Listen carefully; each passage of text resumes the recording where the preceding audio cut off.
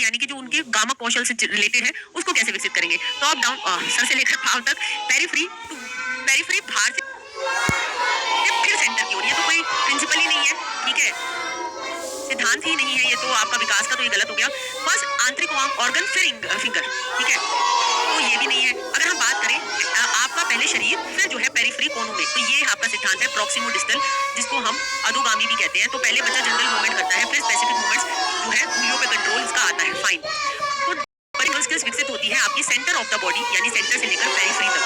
अब यहाँ पे बच्चा डेवलप करता है कंट्रोल पहले लार्ज मसल्स का, शोल्डर्स का, आर्म का, भुजाओं का, और फिर स्मॉल मसल जैसे कि आपका कलाई, उंगलियां। अब यहाँ पर आ गया, सबसे पहले आएगी शोल्डर कंट्रोल एक्टिविटीज, कंधों का नियंत्रण आएगा, फिर जो है आर्म कंट्रोल, भुजाओं का नियंत्रण आएगा, ठीक है, जैसे ब्लैक बोर्ड पर चित्र बनाना, ठीक है, बड़े ब्रश से पेंट करना, फिर आएगा रिस्ट कलाइयों का प्रयोग, फिर जो आएगा फिंगर कंट्रोल एक्टिविटी, जैसे कि कैसे पेंसिल को पकड़ना है और लिखना है, बटन लगाना है, ठीक है, ये सब। दूसरा प्रश्न बहुत ही आसान है मगर ये फैक्चुअल है, ठीक है, मैं थोड़े कमेंट्स बड़े कर दूं ताकि दिख जाए। हाँ,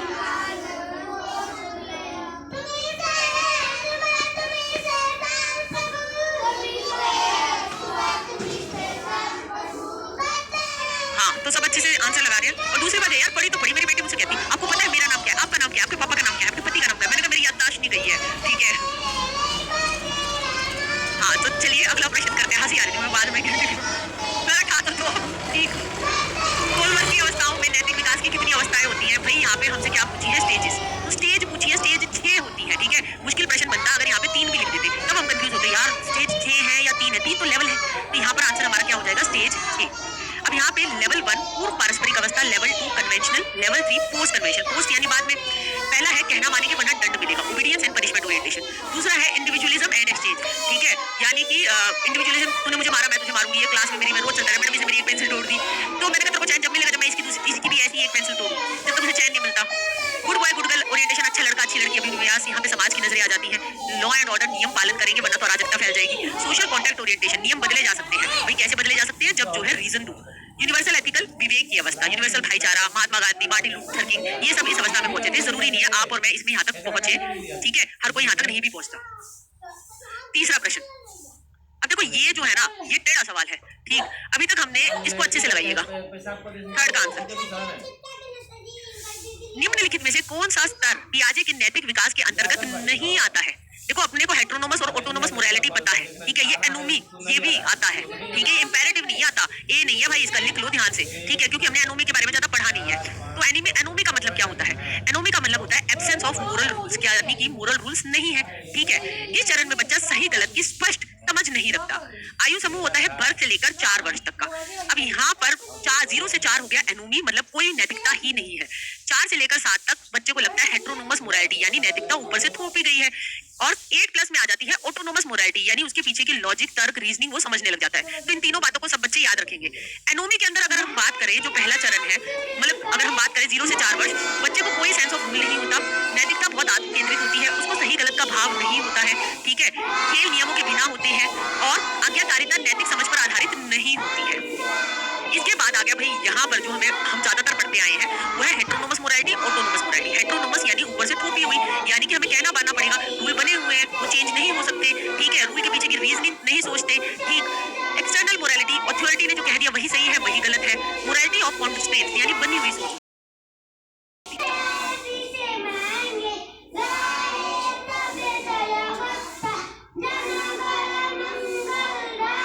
आपके बेबी के बाल अब जैसे मुलायम होते हैं, तो आइए जॉनसन बेबी शैम्पू को टेस्ट किया जाए एक पंप पर, और इन्हें साफ करेंगे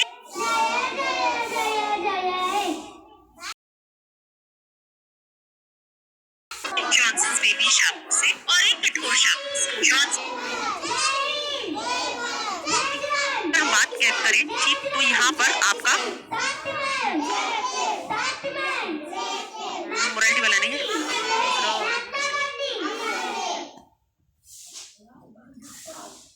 यहाँ पर है इक्वल ट्रीटमेंट टू ऑल। इसका मतलब क्या होता है कि अगर मान लीजिए किसी ने जो है माँ की मदद करते हुए 2 कप तोड़े और किसी ने चोरी करते हुए 2 कप तोड़े, ठीक है, तो ये कहेंगे कि दोनों को जो है ना एक जैसी सजा दो। इंटेंट नहीं देखते ये वाले, कौन से वाले, जो आपके हेटेरोनोमस मोरालिटी के हैं, ये पीछे का इंटेंट देखते हैं कि पीछे क्या सोच थी, उस चीज को समझते हैं और उसके अकॉर्डिंग जो है डिसीजन लेते हैं, ठीक है बेटा। आ गया है आप सभी को, तो एक बार तीनों बताना, रिवाइज कर लो भाई साथ के साथ, बताओ भाई क्या क्या है ये तीनों चीजें, बोलो मेरे साथ। संजय हिंद जय हिंद, ठीक है। और भड़ जो है बाद में गिरी मैं, ठीक। हाँ तो वही क्या है ये आपका एनोमी नो मोरालिटी 0 से 4, हेट्रोनोमस मोरालिटी याद करो 4 से 7, ऑटोनोमस मोरालिटी जो की हो गई 8+, ठीक। ये तीनों बातें याद कर लेना, ठीक। चलो भाई आगे पे आ जाते हैं कि इनमें से कौन सा एक फंक्शन नहीं है प्रिंट नॉन प्रिंट मीडिया का, ठीक है। नॉन प्रिंट मीडिया का क्या फंक्शन नहीं है, ठीक। प्रिंट होता है जो छपकर आता है, नॉन प्रिंट जो छपा नहीं होता, ठीक है। हाँ तो भाई आपका क्या है मोटिवेशनल अवेकनिंग। हाँ भाई आपकी कंडीशनिंग हो रखी है, जोर से बोलो तो मुझे निकल ही आता है, जय माता दी, है ना। तो वो हमारी कंडीशनिंग हो रखी है, ठीक है। भारत माता की जय, तो वो निकल आता है ना, क्योंकि हमारा अनुबंधन हो रखा है क्लासिकल कंडीशनिंग के बारे में हम, ठीक। तो मोटिवेशन अवेकन करना, जागरूक करना, पॉजिटिव बात। कंसंट्रेशन बढ़ेगी, सही बात। डिस्ट्रैक्शन क्यों करेंगे, गलत बात। अटेंशन सीधा ध्यान हो, तो ये हो गया। तो यहाँ पर सी गलत हो गया, तो हमारा सी आंसर हो गया। प्रिंट मीडिया जो होता है, जो छपा हुआ होता है, उसका मतलब होता है कि आप मुद्रित, जैसे कि आपकी अखबार, ठीक है, आपके जो है ब्लॉग्स, ठीक। तो वो इन्फॉर्मेशन देते हैं, शिक्षा के काम आते हैं, एंटरटेनमेंट होता है, पब्लिक ओपिनियन बनता है, सामाजिक अवेयरनेस, एडवर्टाइजिंग के लिए यूज होते हैं और रिकॉर्ड कीपिंग के लिए यूज होते हैं। नॉन प्रिंट मीडिया जो छपता नहीं है, तो इसमें जैसे आ गई आपकी नॉन प्रिंट एरिया में न्यूज आ गई, जो न्यूज चैनल्स हो गए, ठीक है, टीवी पे जो रिपोर्ट्स आ रही है, ठीक। तो नॉन प्रिंट मीडिया हो गया, ठीक है। मैम मेरा सीधे पेपर 2 भी है, तो क्या पढ़ूं कि क्वालिफाई हो जाए, मेरे दोनों से काम चल जाए। भाई एक 2 मैराथन डाली है मैंने सीटेट के लिए, सीडीपी और पेडागोजी की, उनको लगा लूं, ठीक है। पहले तो ये काम कर लूं। अब ये आयोग की तरफ से पूछा हुआ सवाल है, इसका ऑप्शन ही गलत है, पहले ही बता देती हूँ। इसका सही आंसर मैं आपको बताऊंगी, ठीक। What is the period of time of puberty. अब यहाँ पे प्यूबर्टी पूछ दिया, प्यूबर्टी नहीं है, ये वह संधि का काल नहीं है। इनके दिमाग में चल रहा है किशोर अवस्था और लिख प्यूबर्टी दिया। अब प्यूबर्टी जो है उसका तो इनमें से कोई सा भी पीरियड नहीं है, ठीक है। तो सही आंसर इन्होंने किस तरीके से दिया वो मैं आपको बता देती हूँ। इन्होंने एडोलेसेंस समझ के दिया है, किशोर अवस्था यौवन की थी, ठीक। तो यहाँ पर जो है किशोर किशोर उन्होंने कहा है 11 से 18, ठीक। अब यहाँ पर अगर हम बात करें, जो प्यूबर्टी होती है बेटा, वो होती है वह संधि जो कि लड़कियों में पहले आती है, लड़कों में बाद में। लड़कियों में 10 से 14, लड़कों में 12 से 16। भाई 10 से 12 भी लिखा होता है, यहाँ 12 से 14 भी लिखा होता है, तो लगभग ऐसा रहता है, ठीक है। तो हम अगर बात करें, प्यूबर्टी एक स्टेज है जब body begins to change into an adult body, ठीक है।